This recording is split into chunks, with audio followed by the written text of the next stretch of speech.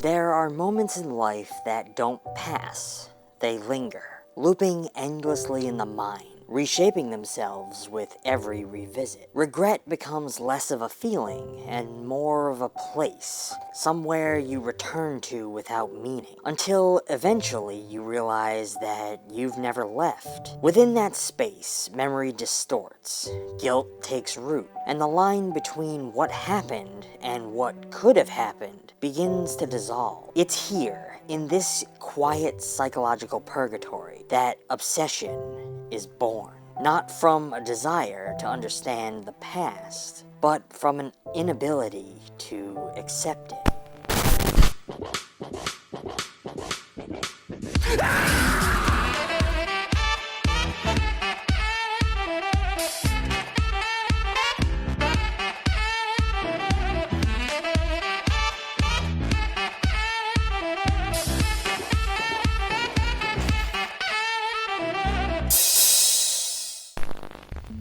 Hello friends, and welcome back to ETF.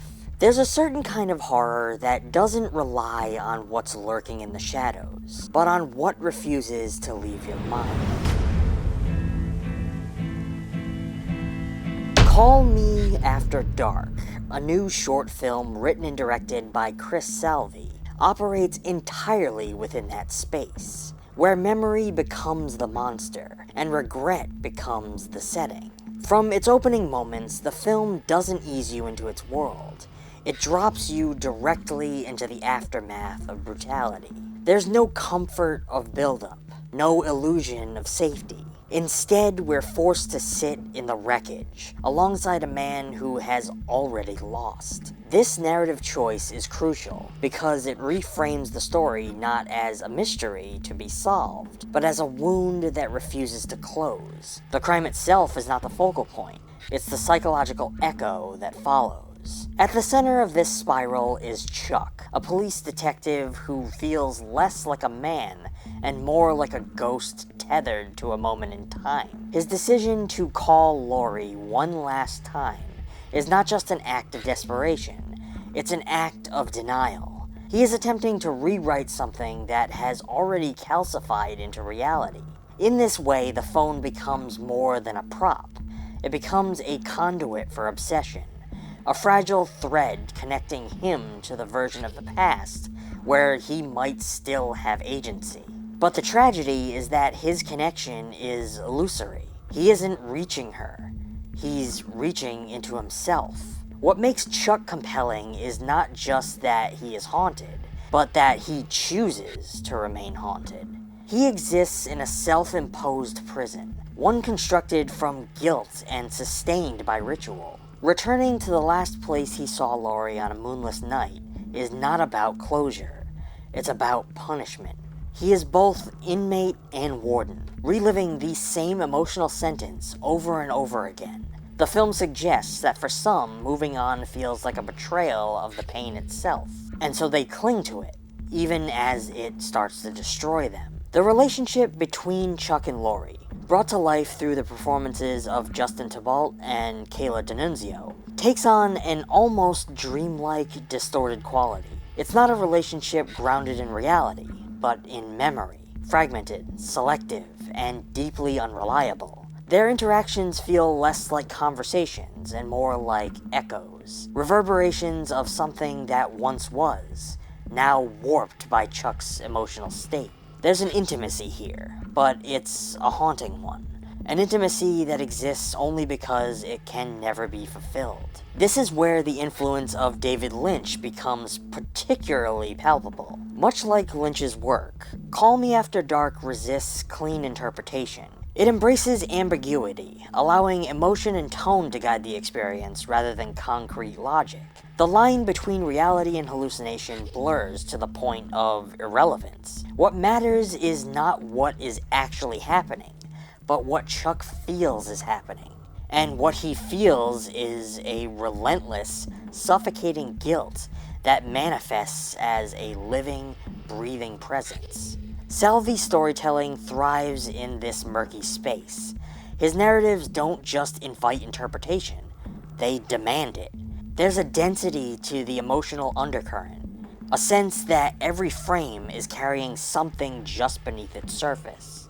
It's the kind of filmmaking that lingers, not because it provides answers, but because it refuses to.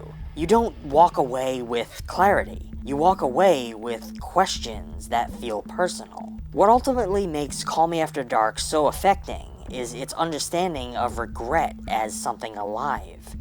This is not a film about a man who failed. It's about a man who cannot stop failing himself.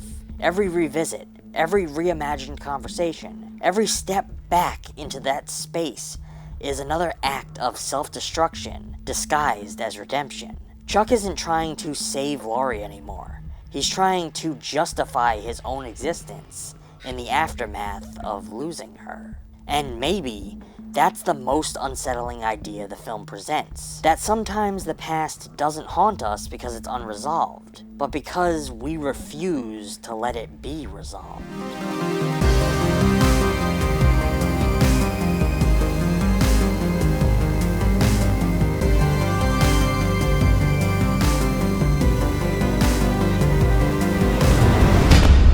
Well, friends, that's gonna be all for now. If you are interested in this film, I urge you to check it out for yourself and formulate your own thoughts and opinions about it. I hope you come share those thoughts and opinions in the comments. Let me know if there are any movies that you would like to see discussed on this channel. I always love to hear from you guys, and I do my best to try and respond to everyone. As always, I've put a link down in the description to a physical copy of this film, if one exists, that you can add to your collection. Using that link helps out the channel, and that's always appreciated. If you like this video, I urge you to give it a thumbs up, subscribe if you aren't already. I know that some of you watching aren't subscribed, so help out the channel and subscribe. If you'd like to go the extra mile and support the channel even more, we do have a couple options for you to do so. You can join us on Patreon, where you can get yourself early access to future videos, Patreon exclusive content, and access to the ETF digital archive. We get a lot of compliments about the VHS collection that you guys see in the background of our videos. Well, we've been hard at work slowly digitizing the collection and creating a place where we can share it with all of you. Thanks to the help of the Plex platform, we can now do just that. This is our way of doing our part in helping preserve that gritty, nostalgic VHS look and feeling